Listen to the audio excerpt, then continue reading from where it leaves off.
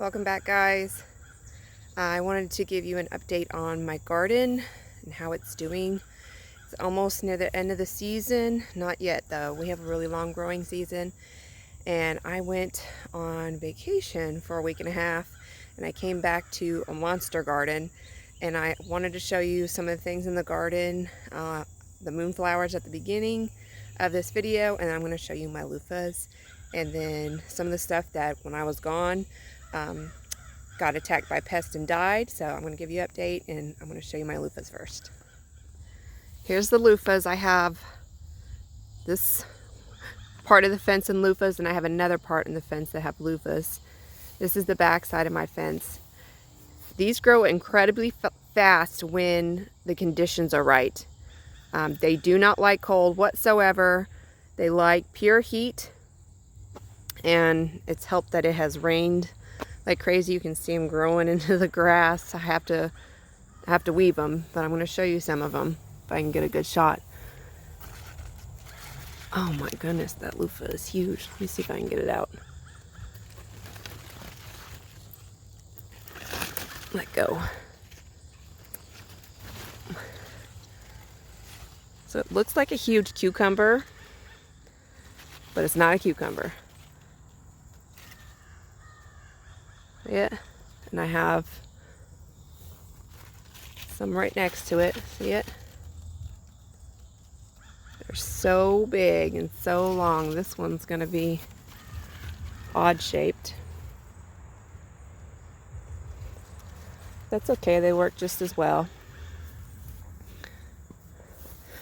I don't know how these loofahs got so big this year. They're not usually this massive, but they must like the really hot weather we've had. I don't know if you can see that one right there.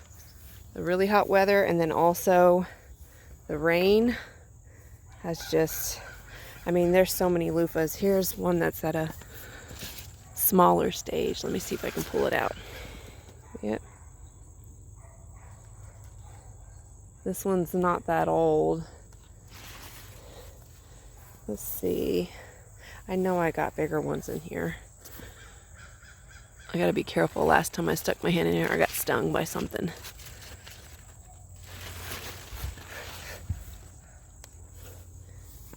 I don't know if you can see how big it is. They're massively big. I don't know why they're so big, but I'll take it. Now you can use loofahs for cleaning pots. You can use loofahs in the shower to scrub your back and your feet and all kinds of things. You can use them in cleaning. You can eat the really, really young loofahs, but I personally don't do that. I like to save them for winter. Now these I'm going to leave on here until they're completely almost dead, and then I will harvest the loofahs off of them. But this, I mean, it's loving this heat. See, I'm going to show you this one. See how this one's kind of turning yellowish? They will turn yellow, all of them, because some of them are really green. They will turn yellow, and then they'll turn brown. And once they're brown, they're ready to be harvested off. Now, if you have a bunch of young ones, by the time that it starts to get cold, you can harvest it off. And there's different ways to pull the skin off. It's just way more difficult. I mean, look at how big this leaf. Look how big it is. It's massive. These are from seeds that I've saved. These seeds were, I think, about 7 years old. And I don't know why they're so big, but this is one wall of loofahs. I think the last time I counted, I had about 20 on this backside. And then I have more on another fence. I have to weave these. These are gone nuts. Now here's my second spot for the loofahs, and they're overtaking it. But that's okay. They're only going to be here for a little bit. It's not a big deal. But wherever you plant them, see the loofah? I know it's really bright right now. This one's odd shaped. Remember to give it a lot of space, and it loves to trellis. That's why I put it on my fence. Easy for me. You see this little guy right here? Here's the baby Luffa. This little guy. It's a little Luffa.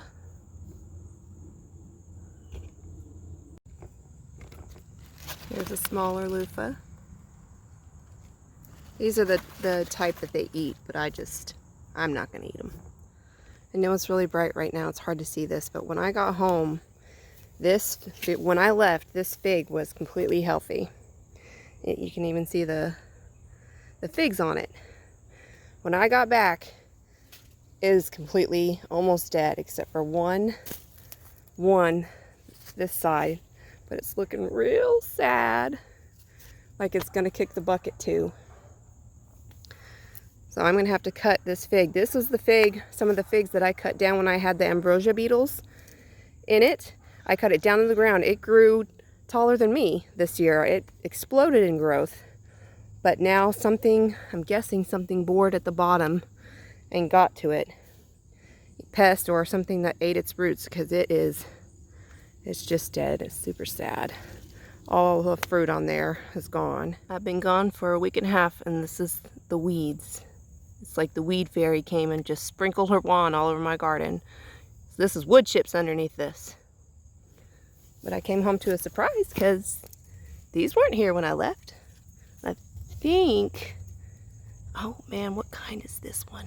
I think this one is a Jubilee. And then I came over here and found another one. So I did get some surprises for my watermelon. We did have storms when I was gone. It's been raining for a week and a half, they said. So all of these cosmos laid over, a lot of my, what's left of them, tomatoes snapped at the top, which sometimes I top tomatoes. It's not a big deal, but you can see, look, this completely laid over. And there's still tomatoes on it, so I'm going to leave it for right now. I mean, those got disease. The only thing that's really flourishing right now is my jalapenos. They're doing great because they like the heat. My tomatoes are hanging on, barely. My Italian giants are doing great still. But, I mean, this is so heavy. Oh, I see one in there. It's ripe. This is so heavy, it's bowing out. Let me see if I can get this tomato out here. Hopefully it's not rotted. Oh, it's got something bored through it. Oh, it would have been so pretty.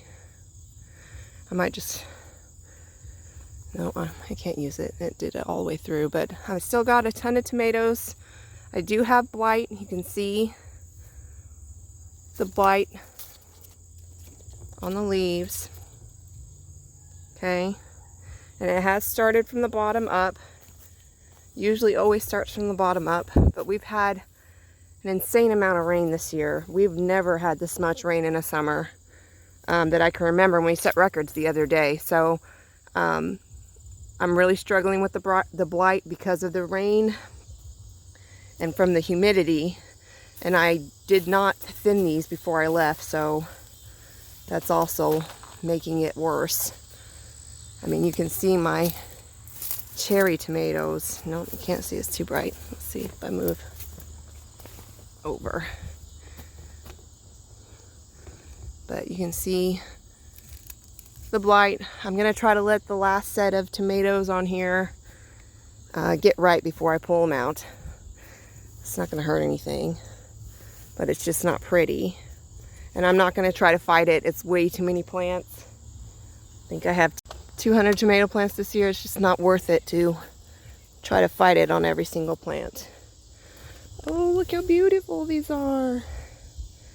Black cherries. Yeah, my peppers are doing amazing now. Look at all this. This is insane. So the weeds like the water too. But I do still have Acorn squash and butternut growing. Squash bug growing in this bed off to the side. I still have my sweet potatoes to harvest, which I'm really looking forward to my sweet potatoes. I'm excited. I love sweet potatoes. It is insane. This whole thing is sweet potatoes. Just from half of the bed being sweet potatoes. It's gone out into my yard and everything. And now it's eating up these beds, but not the weeds. It's not stopping the weeds. And then I have some smaller, I think I have sugar baby watermelons in here with a mix of other stuff. Oh, there's another watermelon. I didn't see him until just now. I think that's a Charleston Gray. Yay! Pardon all my weeds. It's like Miracle-Gro on steroids. That's what my garden did. And you can see them all flopped over. It's eaten up with blight. I have to come out and pick the ones that are almost ripe. Oh, yay! This is an Italian giant. This is one of the smaller ones. I pulled one off that's almost 2 pounds. My sunflowers all laid over. They're still pretty though. You can see they're all about to fall over. They're still gorgeous. And then my flower bed. All different flowers. And I got some more growing here. I started another zucchini. I don't think it's going to do anything because it keeps getting attacked. I'm just going to give up on zucchini this year. I've had really bad luck with zucchini. Oh, look at this beautiful calendula. Or calendula. People say it differently. However you want to say it, it doesn't matter. But also my okra is starting to take off. And then I have my ground cherries. So now here's the other figs. Look how big they are. I cut all these to the ground too. Was in my ambrosia beetle. It's literally more than 12 feet tall. It's humongous. These have absolutely exploded over here. And they're still alive. Hopefully they stay alive. So I don't want to chop any more down. I'm going to have to cut them down at about midwinter. But I mean, I still have a lot of tomatoes. They're just hiding under the blighted leaves. They're just so ugly. But I'm not going to even fight it. I'm just going to, when I take all this out, I'm just going to burn it all. I'm going to put it in the burn pit and burn it. And look at those weeds. Oh no! What happened, Mr. Pepper? Oh, sad. Well, I'm going to pull off all the jalapenos on this. This is part of the storm damage. But my pepper's doing great. And I love jalapenos. And I love growing it to make my own salsa. This is what I use in my salsa video, was my own peppers. But, I mean, my poor garden is in a sad state right now. It looks terrible, but almost all this is going to come out within another month. And then I'm going to clean all the beds out. I'm going to start weeding soon because they'll just take over. But you can see where they've flopped over. It's just looking real sad. And it's real hot, so a lot of stuff is struggling to make it. But we started having really, like, cool nights, which is weird. But we'll take it. We like cool nights. All these are going to come out, even though they're really pretty. They're just literally dwarfing everything and dying. Falling over. There's a tomato right there. I gotta get him. The birds will peck you, and then I won't get you. That's an update on my garden. Showing the beautiful luffas that are growing great because they love this weather. So I still got a ton of tomatoes.